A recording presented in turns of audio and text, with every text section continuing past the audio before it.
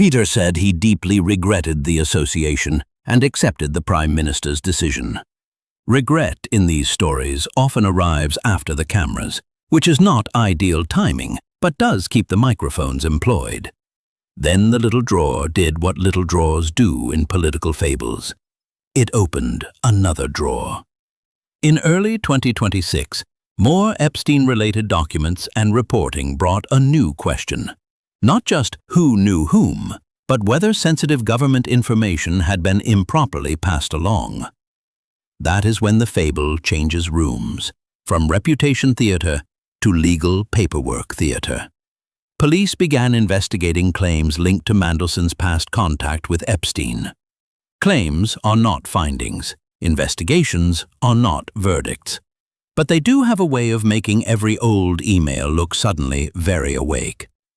On February 23, 2026, British police arrested a 72-year-old man on suspicion of misconduct in public office.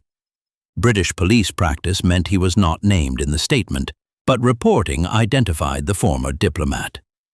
AP reported that the suspect had previously been identified as Mandelson and that he was released on bail pending further investigation.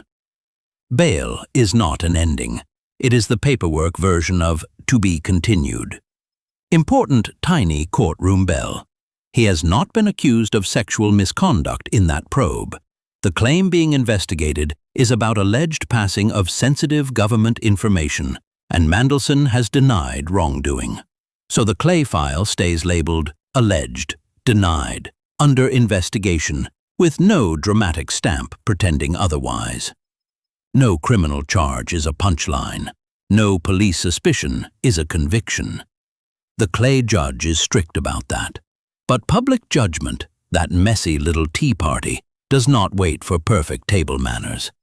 It hears the cups rattling, sees the files moving, and begins arranging the chairs before anyone has finished the statement. Suddenly, the comeback man looked less like a diplomat and more like a recurring software bug with a peerage. Then came the vetting story. In April 2026, reporting said Mandelson had failed high-level security vetting before becoming ambassador, and that the Foreign Office overruled the recommendation.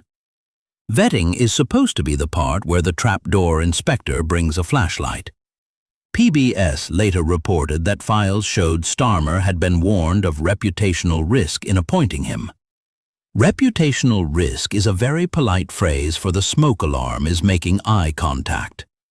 Starmer told lawmakers he would not have gone ahead with the appointment if he had known about the security concerns. Which leaves the audience with a very small, very sharp question. How did the warning travel everywhere except the top desk? That is a very prime ministerial way of saying the tiny warning label was apparently facing the wall. And so the fable became bigger than Peter. It became about the political machine that sees a familiar old operator, notices the smoke, and decides maybe the room just needs better curtains. Institutions love experience.